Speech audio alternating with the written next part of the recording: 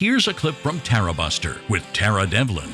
They figured out what Bernie voters did after Bernie wasn't the nominee in 2016. And 1 in 10 voted for Twitler. But when you dig deeper, and we've repeated this before, it's because these were right-leaning conservatives who were never going to vote for a Democrat to begin with. But they voted for Bernie because they trust him and he's not bought. But anyway, I just had to get that out. People's values and who they trust. Last quick point. And that's what Joe Biden's going to be talking about. Last quick point to you, Nina. What Reverend Dr. Martin Luther King Jr. was talking about, he said, it is the point that the white moderate wants things to be comfortable, and instead of focusing in on that, the bigger threat is not necessarily the white KKK member, but more the white moderate that is more comfortable with keeping things the same or pretending like there is no tension. Don't use Martin Luther King against Joe Biden. You don't have that. You don't have that standing. First of all, I'm sorry, you don't. Don't tell me what kind of standing. What? You don't have that standing. Have you looked in the mirror, Hilary Rosen?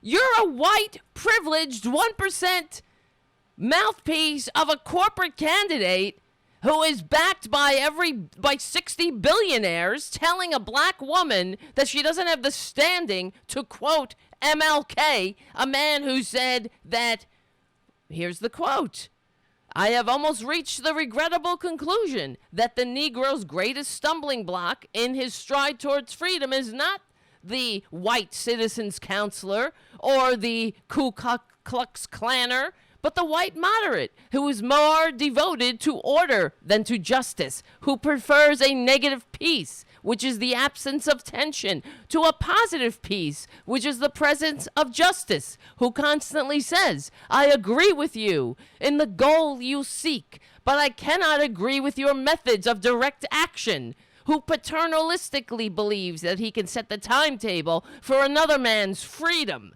who lives by a mythical concept of time, and who constantly advises the Negro to wait for a more convenient season. Shallow understanding from people of goodwill is more frustrating than absolute misunderstanding from people of ill will. Lukewarm acceptance is much more bewildering than outright rejection. That's what he said. I had hoped that the white moderate would misunderstand that law and order exists for the purpose of establishing justice, and that when they fail in this purpose, they will become the dangerously structured dams that block the flow of social progress. I had hoped that the white moderate would understand that the present tension in the South is a necessary phase of the transition from the obnoxious negative peace in which the Negro passively accepted his unjust plight to a substantive, you know what I mean?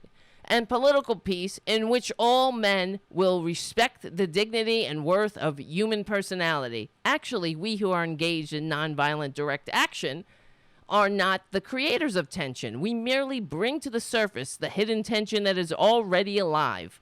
Hello, somebody.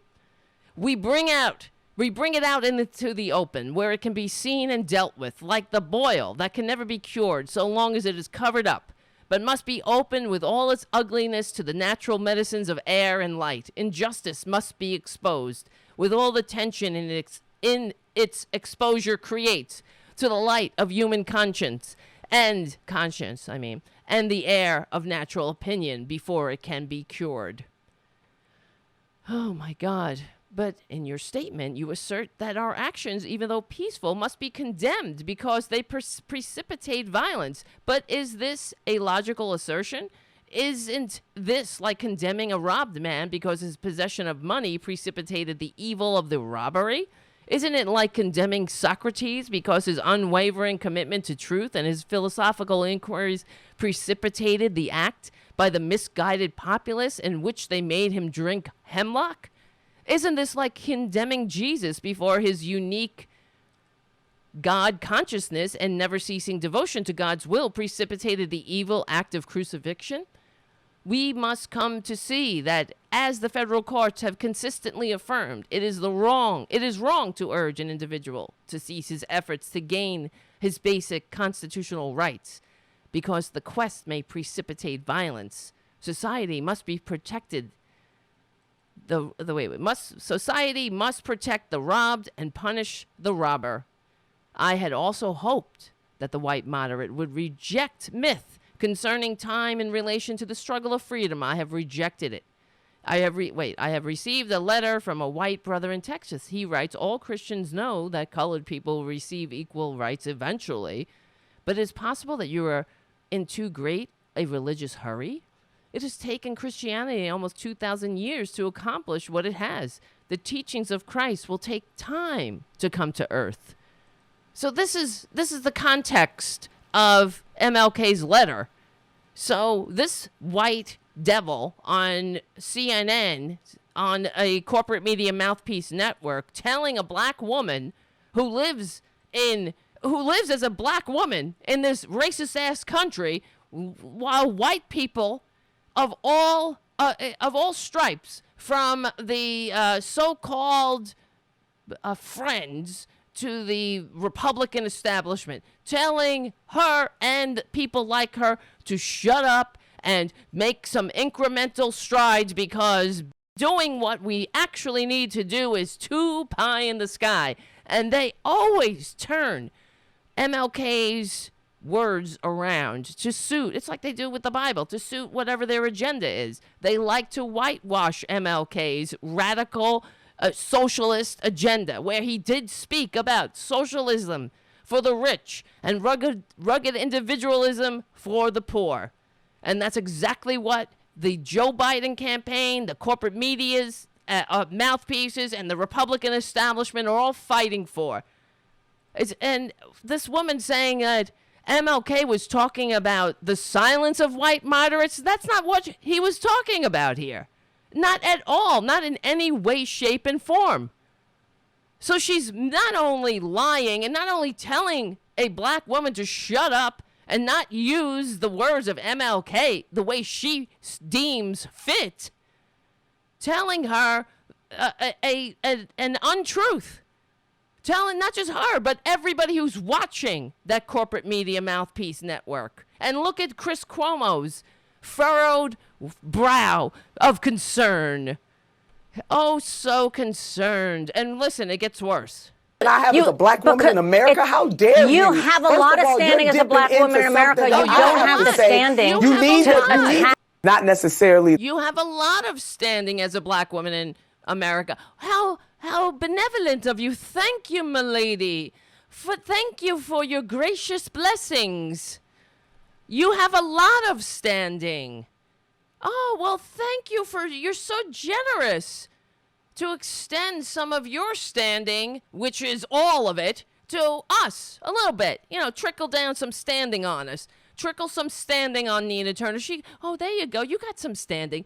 You could quote MLK, who literally died to fight so everyone can have a seat at the table, who understood that it was about it was racial justice and social justice, or economic justice.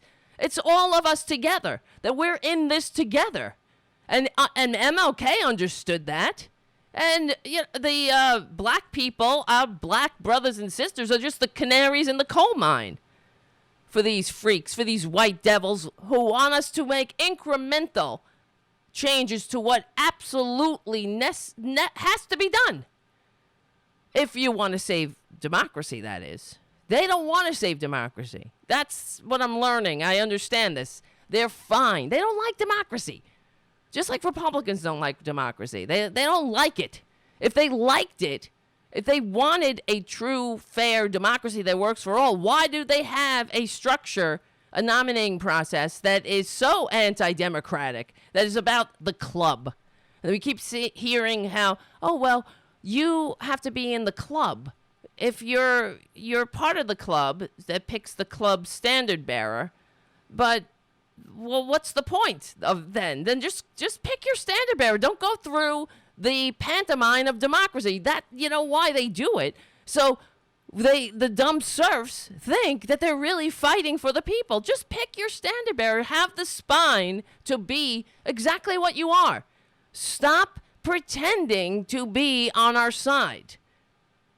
And then telling us that we're seeing things when we see the forest through the trees, when we see exactly what the results of their policies are. When we see the statistics, when we feel the statistics, when we see our friends and neighbors fighting on to live a decent life on the wrong side of Reaganomics, and Clintonomics, that these white incremental moderates are all insisting, they're gaslighting us, insisting that it's the best we can do. The best we can do is allow our fellow Americans to remain in the ranks of the working poor. That's the best we can do. The best we can do is give them an affordable health care, because you're going to have to pay because you're not worth it. If you have enough money, you can get all the health care you need. But the message is nothing is stronger than the unholy dollar. Not even your life, your mama's life, your daddy's life, your sister, your little baby's life. It's nothing compared to the elites and the profit margin of the big moneyed interests on Wall Street, as we can see when Joe Biden has a nice Super Tuesday result because of the entire apparatus of corporate media establishment propaganda machines coming out and supporting this doddering old white fool. And the stock market goes nuts with the health stocks go through the roof. That says everything you need to know. The stocks of our chances, though, the stocks of human life, the chance of Americans going bankrupt without health care, that changed. That didn't change at all. That got worse. Tarabuster is recorded live every Saturday evening from 6 to 8 p.m. Eastern at the RDT Daily Facebook and YouTube channels, and rebroadcast on Sunday from 6 to 8 p.m. Eastern on Progressive Voices, or anytime on demand on the Progressive Voices app.